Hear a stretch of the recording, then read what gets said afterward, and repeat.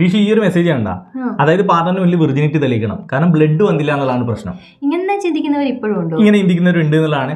ചില ആൾക്കാർ വിചാരം അവിടെ എന്തോ പെർട്ടിക്കുലർ സീൽ ഉണ്ട്, അത് ഫസ്റ്റ് ടൈം സെക്സ് ചെയ്യുമ്പോൾ പൊട്ടുന്നു, ബ്ലഡ് അങ്ങ് വരുന്നു എന്നൊക്കെ ചിന്തിക്കുന്ന ആൾക്കാരുണ്ട് എന്നുള്ളതാണ്. ഇവിടെ മനസ്സിലാക്കേണ്ട ഒരു കാര്യം, ഹൈമൻ ആണെന്നുണ്ടെങ്കിൽ ഹൈമൻ വജൈനൽ വാളിലുള്ള വളരെ തിന്നായിട്ടുള്ള ടിഷ്യൂ ആണ്. അത് ക്ലോസ്ഡ് ആയിട്ട് ഇരിക്കുകയല്ല, എല്ലാ മാസം ആർത്തവരക്തം അതിലൂടെയാണല്ലോ വരുന്നത്. അപ്പോൾ ഇനി ക്ലോസ് ആയി നിൽക്കുന്ന അവസ്ഥയുണ്ട് ചില ആളുടെ കേസിൽ, അത് ഇംപെർഫറേറ്റ് ഹൈമൻ എന്ന് പറയും. അത് ഡോക്ടർമാർ സർജിക്കലി അത് ഡീൽ ചെയ്യുകയും ചെയ്യും.